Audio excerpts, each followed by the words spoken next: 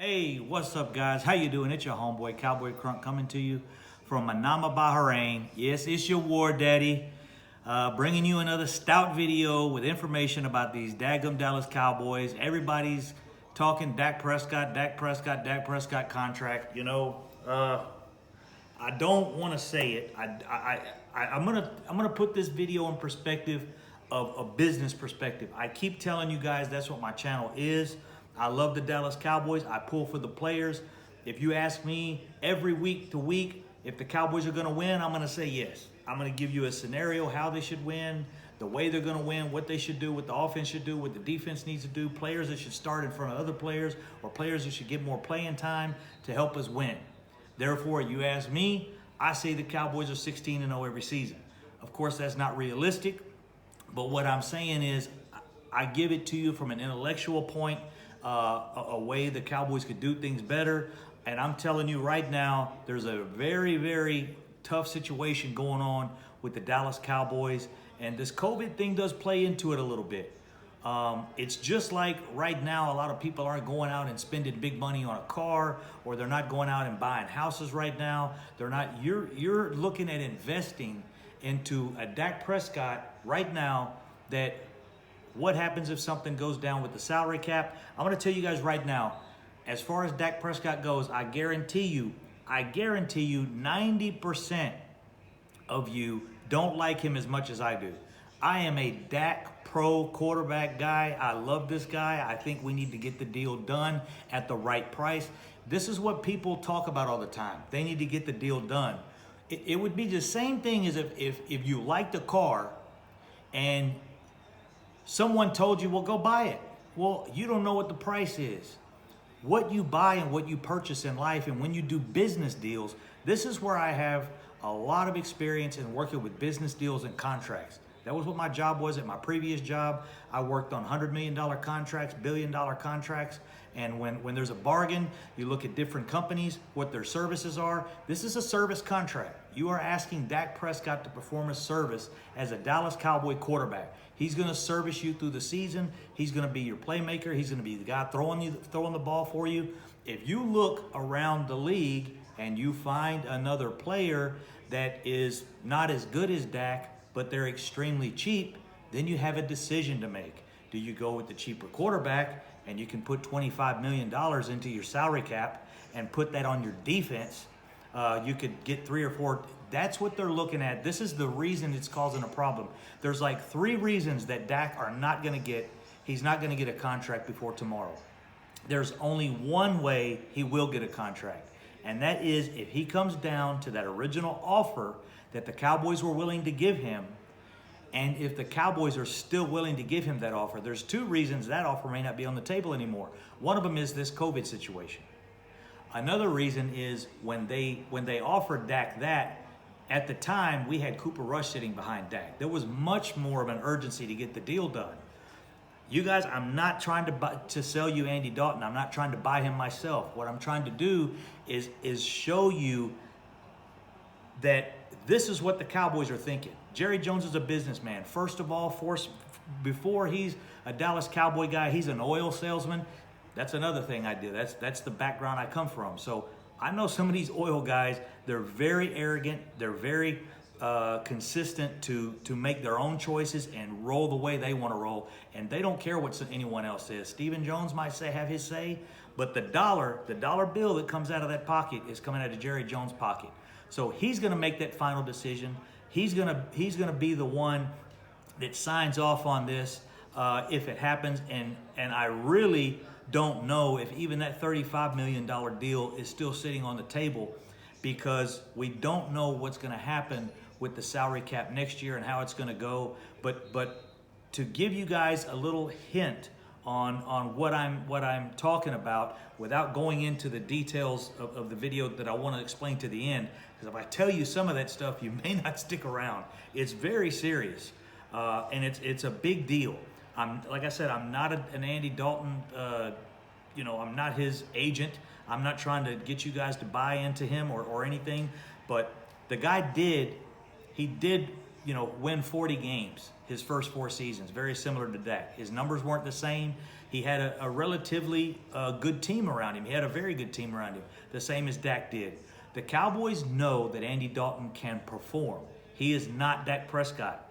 He's not going to play to the level of Dak Prescott.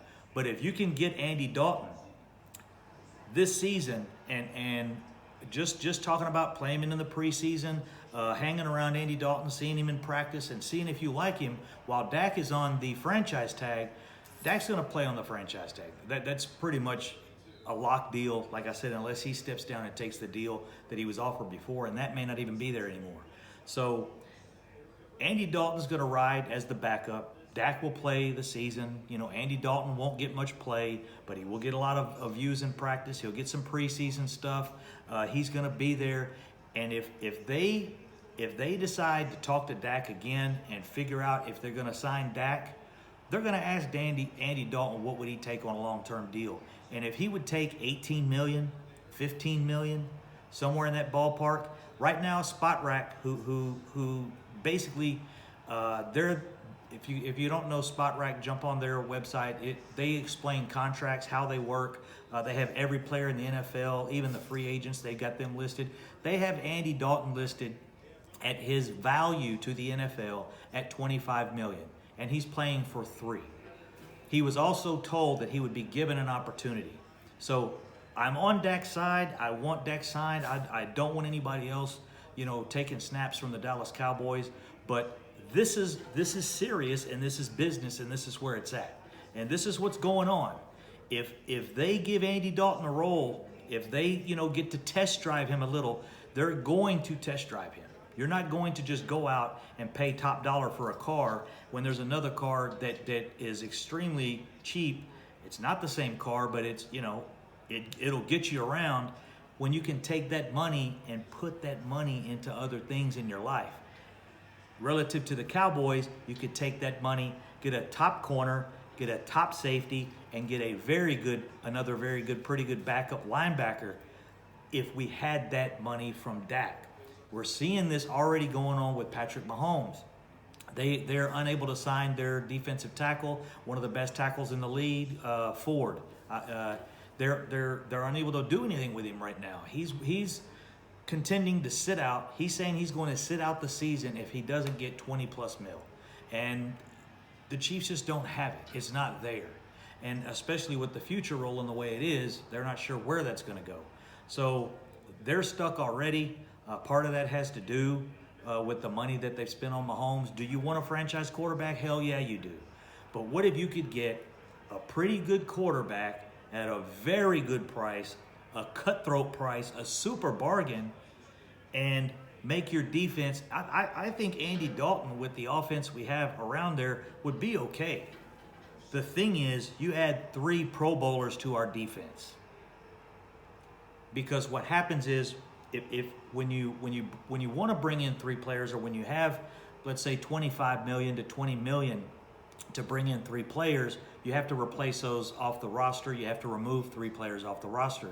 Those players that you remove, you try to remove players that their contract is trade friendly or release friendly.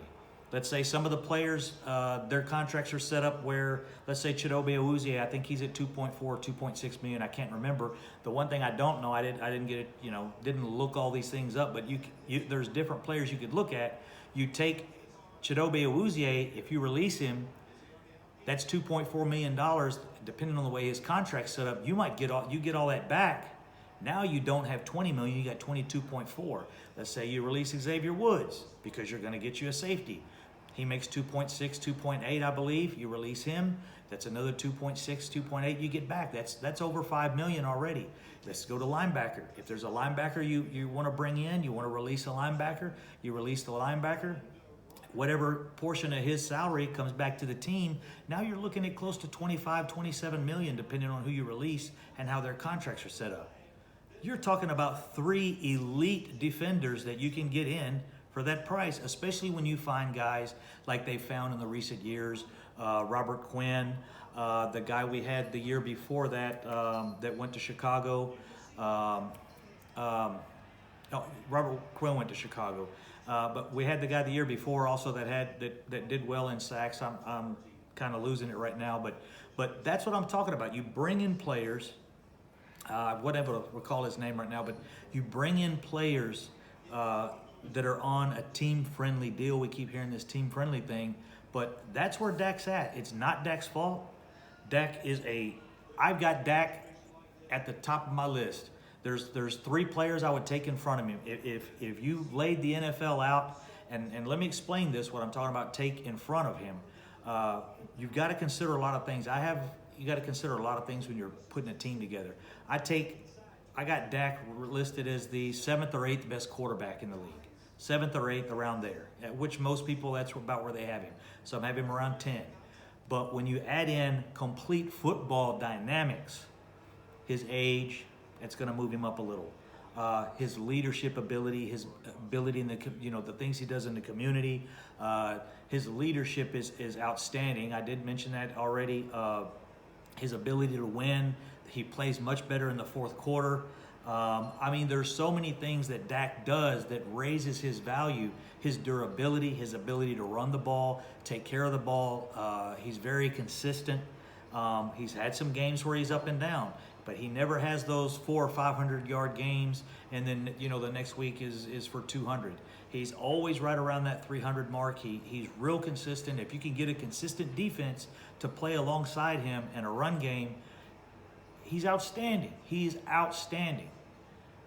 But there's other concepts to the game that have to be looked at here. You can't just say we have to pay him. So that's where I see it at right now. Like I said, I'm pro Dak. I want Dak there, but at a certain price. You look behind him and who's sitting in the seat behind him. And Andy Dalton is not a bad quarterback. And it's not like he's going to come in and replace Dak and do what he does, but he's going to replace Dak if he did come in and they decided to go with Andy Dalton. You're looking at probably another $25 to $30 million that you could go out and pick up a couple defensive players and pay guys down the road. We have other guys down the road that are going to need money. You've got Michael Gallup. You got LVE. Hopefully he's healthy this year, which is another reason I mentioned the linebacker situation. A backup linebacker, you could find one for 7 to 10 million. We lost Hitchens and we lost Wilson, and both of those guys, they got Super Bowl rings now, and they were in the window. They were mediocre players. We couldn't pay them because we had paid other players and we had to pay other players, and we let them go because they were mid-range players. And those are the kind of guys you can usually find and bring in and boost your roster up and solidify positions like linebacker. And that's what Kansas City did. They got 2 of our linebackers, took them, paid them pretty good, and paid them a decent, NFL salary, and now they got Super Bowl rings. And it was a big part of their defense, having those guys on the roster. So that's my thought, guys. The Dak deal is not going to go down unless he takes something lower than he was probably offered already. There's just too many things going on. They're going to ride with Dak. They're going to let the season play out. They're going to look at Andy Dalton. They're going to ask Andy Dalton what he would take long-term if they like him. But if they pay Dak now, they don't ever get the opportunity to even test that. So that's why Dak doesn't get paid. There's some other things they want to feel out along with this COVID thing, is feeling Andy Dalton out and seeing what he can do. He did it before. And if he's willing to take a cutthroat, super, low deal where all these quarterbacks are wanting, 25 to 30 to 40 million dollars, it's just too. It's hurting the salary cap, and it's hurting the team, and it's taking food off of the table from other players. And you've got to ask guys. Sorry, guys, there's nothing left. You got to get up. You got to go. You can't eat here because we don't have anything left. And that's where the Cowboys are looking. That's why this thing is stuck. That's why there is no discussion. They're just going to ride the season out and see how it goes, see how Dak plays. They know he's going to play well, but they want to test drive Andy Dalton, and if they pay Dak, they don't have that opportunity. If they pay Dak now, Andy Dalton's a backup for 1 year, and of course he's gone. When he could be starting this year for other teams, making a hell of a lot more. For some reason, he chose the Dallas Cowboys. So I'm out, guys. The dog is starting to get impatient. It's bedtime. It's 11 o'clock here. Hey, guys, Cowboy Crunk, like I said, this isn't what I want. This is just what I see, and this is the way I see it coming down. And this is what I think is going to happen. I don't think there's going to be discussion today or tomorrow about Dak's deal. Very little, if any. But I think it's a lock. I think he's going to play on the tag, like I've said, ever since they signed Andy Dalton. I said, dude, that guy's playing for $3 million and he's worth 25. That's what the market says he's worth. So why would he sign with the Cowboys and the Cowboys tell him we'll give you an opportunity? So that's just where it is, guys. And people don't want to say it.